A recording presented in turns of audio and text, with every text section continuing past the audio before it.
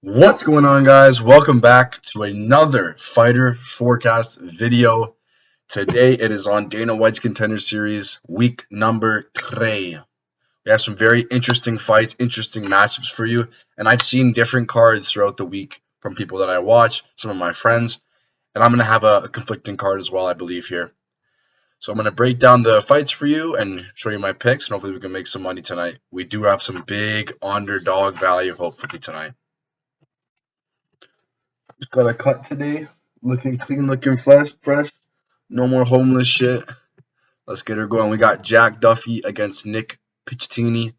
This is a good matchup here. Nick Pichettini on short notice. This is wrestler versus wrestler, grappler versus grappler. I do like Nick Pichettini here. I believe he's the better grappler. He has better control once he gets on the ground. Jack Duffy throws up submissions everywhere and anywhere he can off his back. When the opponent's on their back, Jack Duffy is a great submission guy, but he does not have good control. He goes for wild submissions, and he will get controlled here because once he throws a wild submission on Nick, he's going to get controlled and reversed, and Nick's going to either ground and pound him or put him in one of his own submissions. Nick is on short notice, so I do question his gas tank, but when you look at the guy, he's a fucking monster at flyweight. Look at him.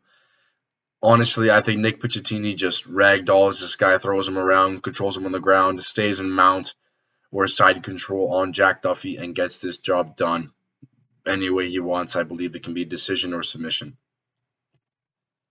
Up next, we got Malcolm Wellmaker against Adam Bramhad. This is also a great fight. Adam, beautiful kickboxing, Muay Thai striking, very exciting fighter in a bantamweight division. Both fighters are tall for the division at 5'10".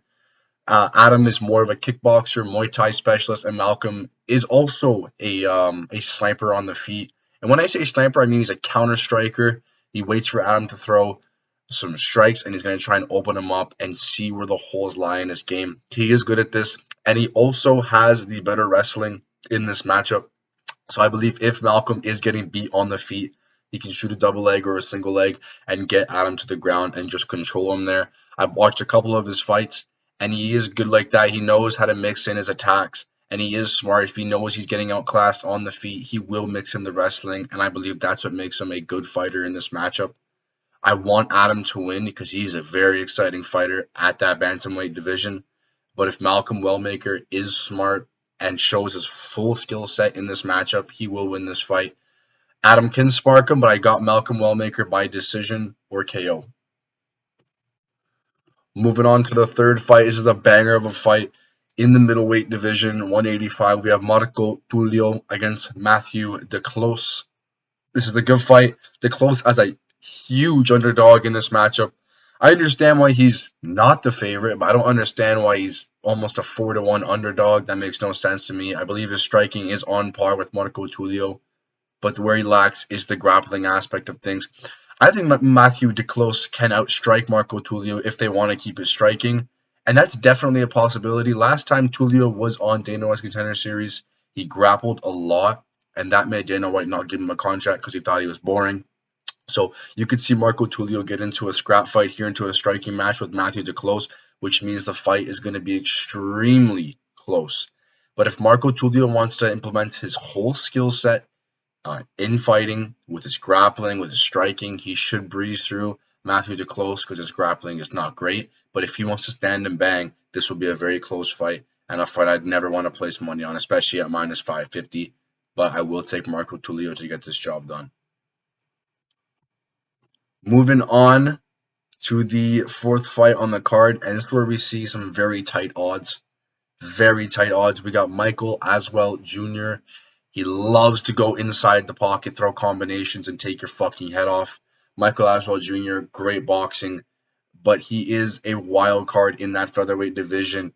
He just swings, great combinations, great volume in his hands, but he will get caught once he gets in that firefight.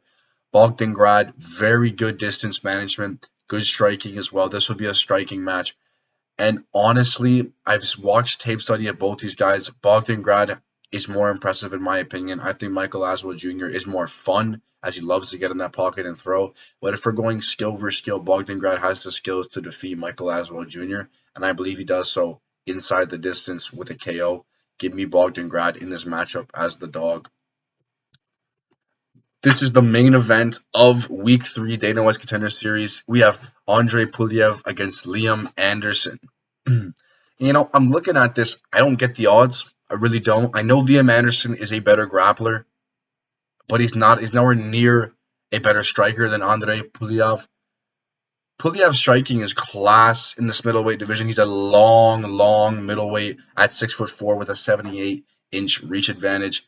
I think his striking will be way too much for Liam Anderson. The only problem I have with Andre is his cardio. His cardio is not great. If he can't find that first round KO or early second round stoppage, he will get drowned in this matchup. Liam Anderson's grappling is absolutely class in the middleweight division. All he has to do is avoid the first and early second round of Andre Puliev striking, and he will cruise to a decision victory here. I just don't see it happening, though. I know Liam Anderson is way better in the grappling, and he can easily escape the first round and win this fight just because Puliev has no cardio. I don't see it, though. I think Puliev is going to get this guy's going to catch his chin. I think Puliev wins. I know I've been saying this a lot. This fight goes either way. It's very hard to pick. So pretty much either Liam Anderson weaves through the punches, shoots his takedowns early, and grapples him the whole fight and wins, or Puliev finds that early knockout and he wins. I'm going to go on the Puliev side.